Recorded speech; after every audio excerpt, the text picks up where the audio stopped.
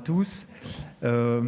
Écoutez, je voudrais commencer par finalement tirer un constat de ce début d'année 2025 parce que j'ai le sentiment qu'il commence un peu par un paradoxe. D'un côté, on a le sentiment ce qu'on appelle un backlash ESG assez violent qui nous arrive sur les sujets écologiques. Et dans le même temps, le changement climatique est de plus en plus une réalité indéniable. Déjà plus 1,2 degré depuis l'ère pré-industrielle. On vient de dépasser le plus 1,5 degré en France. On vient de dépasser le plus 1,5 degré en 2024. Et en France, le réchauffement est encore plus rapide puisqu'il atteint 1,7 degré selon le dernier rapport de Météo France publié la semaine dernière. On pourrait aussi parler du niveau de la mer qui augmente de 20 cm en moyenne depuis 90. Et puis, chacun d'entre nous est le témoin et l'assureur que j'ai été et que je suis encore est témoin de la fréquence et de l'intensité des événements climatiques extrêmes.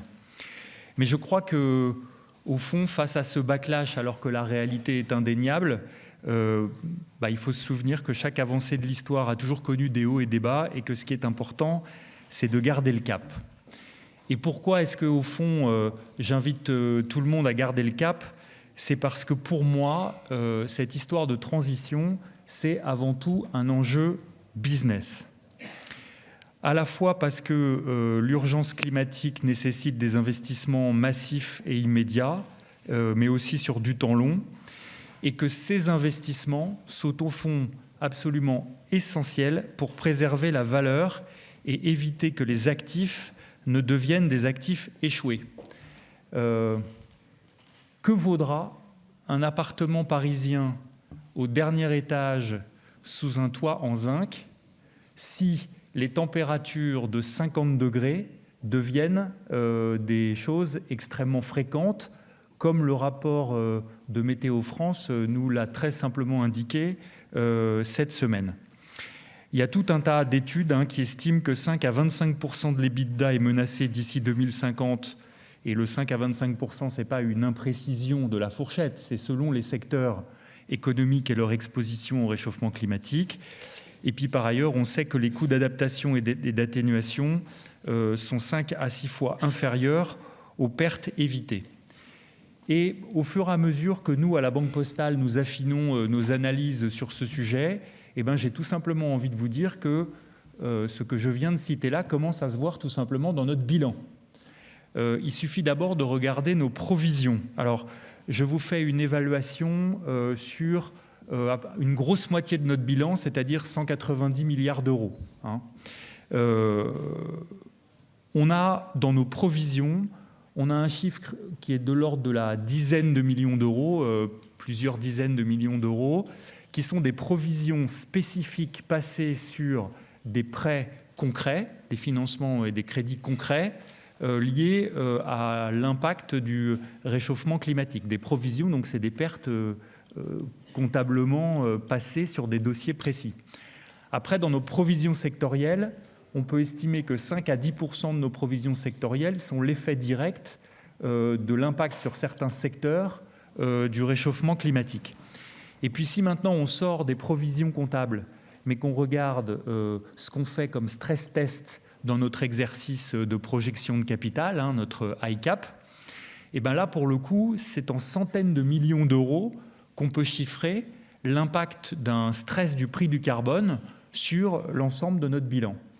Alors, on parle de dizaines de millions d'euros en provision, de centaines de millions d'euros en stress test, sur 190 milliards. On n'est pas encore tout à fait à 1%, mais ce que je veux dire, c'est qu'avec la prévisibilité de ce réchauffement et des impacts, on sait que ça va faire tache d'huile. Et donc, c'est maintenant qu'il faut agir. Si on n'agit pas maintenant, on risque tout simplement de ne pas protéger les actifs, la valeur des actifs qu'on finance, la valeur des actifs de nos clients. Alors, une fois que j'ai dit ça, quel rôle peuvent jouer les institutions financières dans cette transition ? Autrement dit, pourquoi nous, finalement, comme acteurs de cette de cette lutte. En fait, c'est quand même nous qui avons la capacité à mobiliser des capitaux aujourd'hui pour des transformations de long terme. Et puis c'est vrai qu'on ne peut pas revendiquer d'un côté d'avoir un impact sur le financement de l'économie et à ce titre être un acteur qui discute avec l'ensemble des parties prenantes et ne pas tenir compte de cette responsabilité dans la façon dont on exerce notre métier.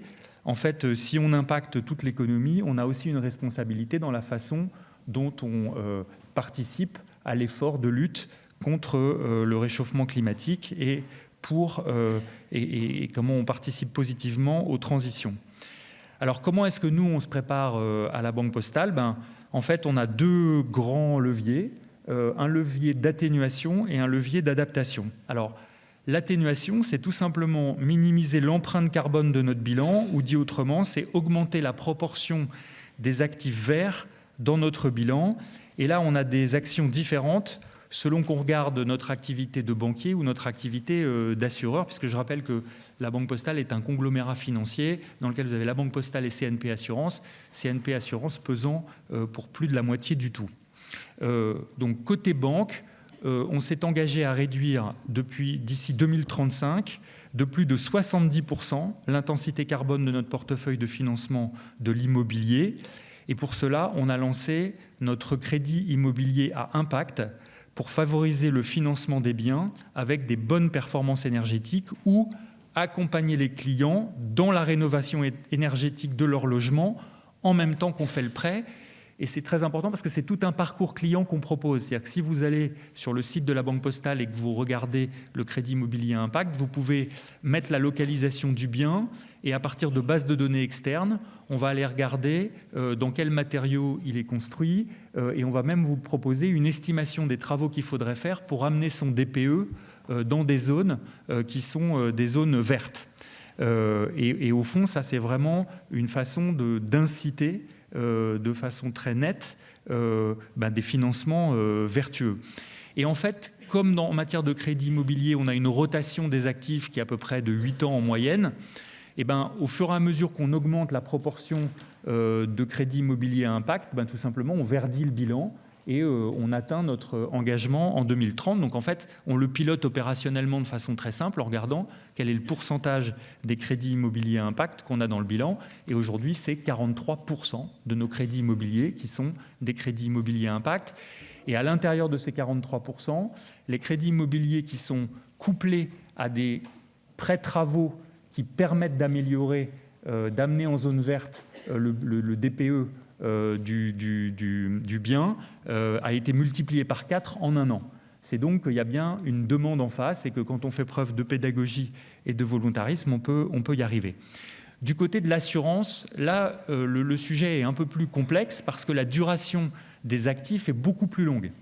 Et donc, on ne peut pas uniquement, non seulement il faut regarder le pourcentage de ce qui est vert dans ce qui rentre, mais il faut aussi s'occuper de vérifier que ce qu'on détient pour longtemps encore se décarbone progressivement.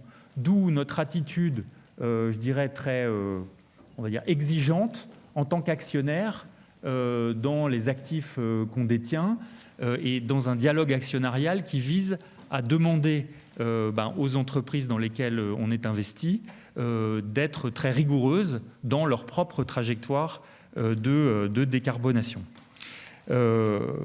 Finalement, l'autre solution qu'on pourrait avoir, c'est qu'on soit une banque ou qu'on soit une compagnie d'assurance, c'est de se débarrasser de nos actifs les moins verts ou les moins propres.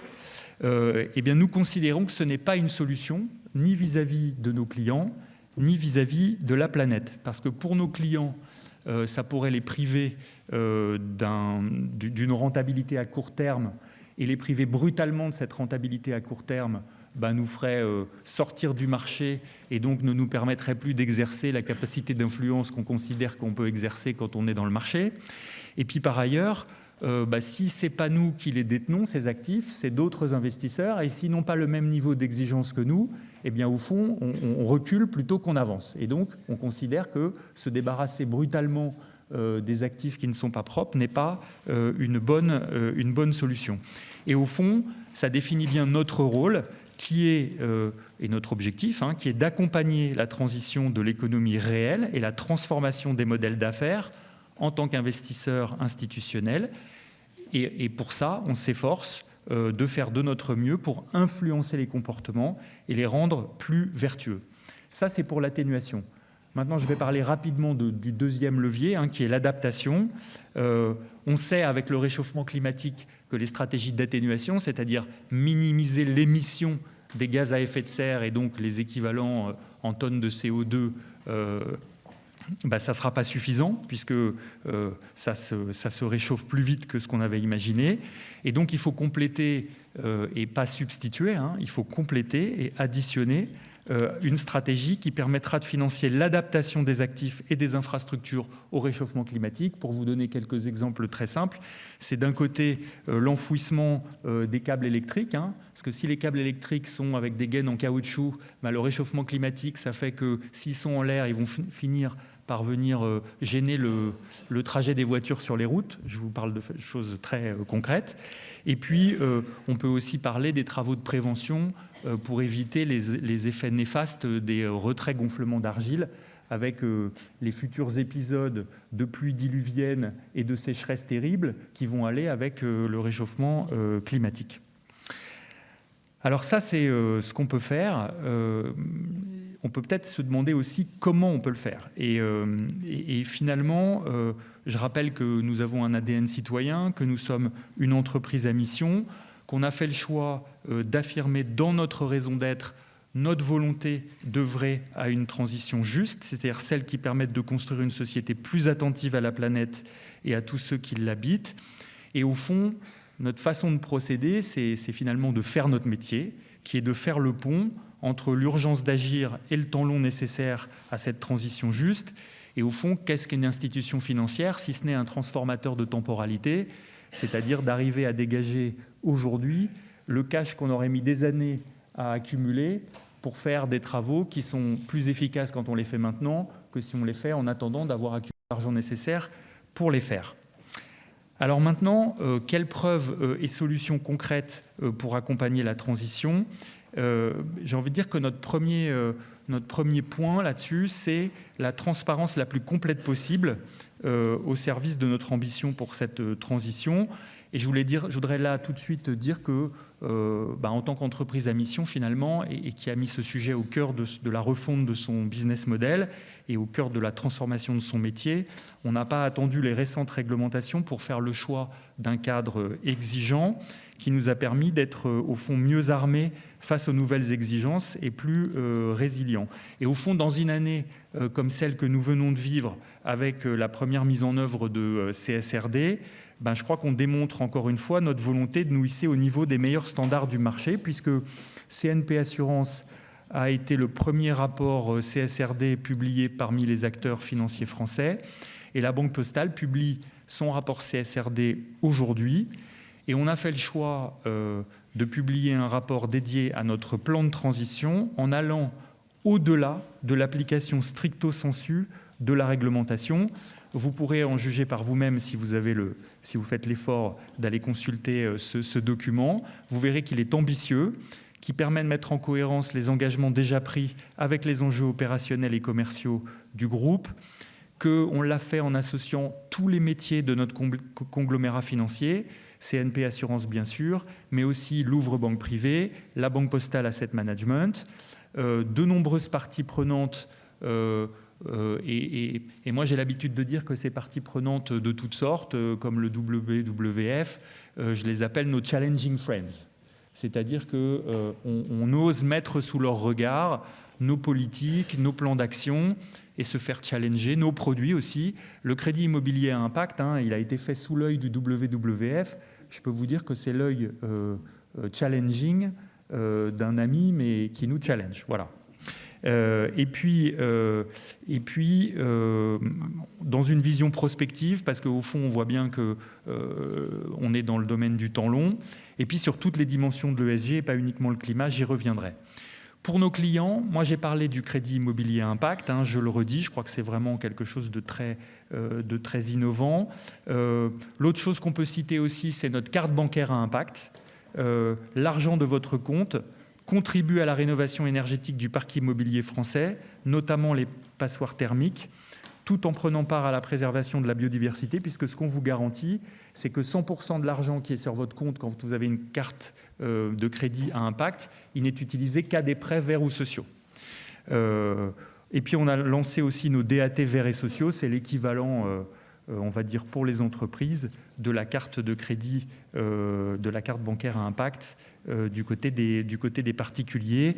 Ils visent à financer, les placements dans les DAT verts et sociaux sont fléchés vers des fonds verts et sociaux qui financent les énergies renouvelables, la transition énergétique, la mobilité durable, l'accès aux soins, l'éducation, le logement ou encore la finance inclusive.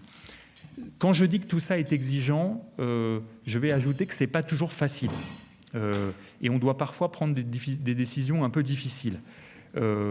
Notamment le fait de passer d'un binôme assez simple risque-rentabilité, enfin, on ne l'a jamais considéré comme simple, hein, le binôme risque-rentabilité, mais maintenant qu'on fait risque-rentabilité, impact carbone, impact social, biodiversité, je peux vous dire que l'ancien monde risque-rentabilité nous paraissait finalement assez simple.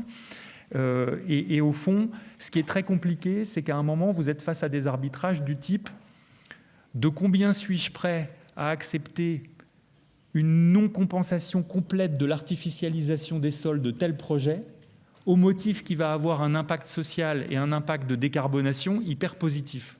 Il n'y a pas de table, vous voyez, pas de table d'équivalence en disant finalement tu peux perdre X mètres carrés de biodiversité en artificialisant X mètres carrés de sol parce qu'en face, tu as tant de tonnes de CO2. À la fin, vous êtes quand même sur des décisions qui relèvent du croisement des regards et du sentiment collectif qu'à un moment, on fait bien notre travail si on est prêt à faire ce genre de trade-off. Donc, c'est la même chose que le trade-off risque-rentabilité, mais en beaucoup plus de dimensions. Il faut ajouter le social, le CO2 et la biodiversité. Je peux vous dire que les comités de crédit sont intéressants. Et puis, incarner notre engagement, c'est aussi prendre des décisions un peu compliquées. Le fait de ne pas financer certains projets, comme de nouvelles centrales à gaz, ou de ne pas répondre aux appels d'offres de nos clients grands comptes qui n'ont pas publié de plan de transition, même si ça nous prive de revenus à court terme. Et c'est aussi, et je l'ai déjà dit, se positionner face à la réglementation en la mettant en œuvre de façon ambitieuse. Et puis, je crois que je ne peux pas oublier, dans mon exposé des choses concrètes, je ne peux pas oublier nos collaborateurs à qui on propose d'investir leur rémunération collective sur des supports 100% ISR via leur PE et leur PERCO. C'est une proposition pour nous-mêmes qui prend clairement le parti de ne pas soutenir l'expansion fossile. Alors, en conclusion, je voudrais revenir sur la façon dont nous nous efforçons de faire les choses, avec cette idée que notre horizon, c'est la transition juste. Je crois, et vous l'avez compris dans mon propos de cet après-midi, que pour moi, il est essentiel d'exprimer que les enjeux de responsabilité sociale des entreprises sont indissociables des enjeux économiques, qu'à la Banque Postale, nous sommes convaincus de la nécessaire transformation écologique pour répondre aux enjeux sociaux et économiques dans les territoires. Et c'est d'ailleurs pour ça qu'on l'a mis au cœur de notre raison d'être et de notre mission, et que c'est pour ça que je dis que la transition juste, c'est notre horizon stratégique, parce qu'en fait, quand vous décidez de décarboner ou de protéger la biodiversité, vous avez deux risques. Vous avez le risque d'être hors sol et de ne pas répondre à la préoccupation numéro 1 des Français, qui est de compenser la baisse de leur pouvoir d'achat avec la période inflationniste qu'on a vécue. Et le deuxième risque est d'être hors course et donc de devenir moins compétitif face à des concurrents qui ont choisi d'autres horizons stratégiques. Et en fait, nous, on répond à ça par notre approche inclusive, l'idée de ne jamais laisser personne au bord du chemin. Et c'est pour ça qu'on œuvre sans relâche à l'accessibilité bancaire, à l'accompagnement des fragilités financières. On travaille sur le surendettement, la bancarisation ou l'accessibilité bancaire des réfugiés. On a aussi des initiatives sur les femmes qui sont victimes de violences conjugales. Je n'ai pas le temps là de développer, mais je vous renvoie au grand débat qu'on a organisé le 19 mars dernier sur les fragilités financières et que vous pouvez revoir en replay sur notre site institutionnel. Donc au fond, finalement, je dirais que notre boussole, c'est de garantir l'accès au financement de la transition pour tous, pour faire de la transition un projet commun. Pour nous, ça n'est pas une option, c'est une nécessité. Et notre responsabilité, c'est de la rendre possible pour tous. Et au fond, ce que je vois, c'est que quand on a 32% de financement citoyen dans tous nos financements, c'est-à-dire des financements qui sont en faveur de la transition énergétique ou de projets sociaux et territoriaux à la Banque Postale, et que CNP, LB, la Banque Postale Asset Management et l'Ouvre-Banque Privée totalisent 390 milliards d'encours d'investissement responsable, j'ai le sentiment qu'on est sur le bon chemin pour faire en sorte que tout ceci soit accessible à tous.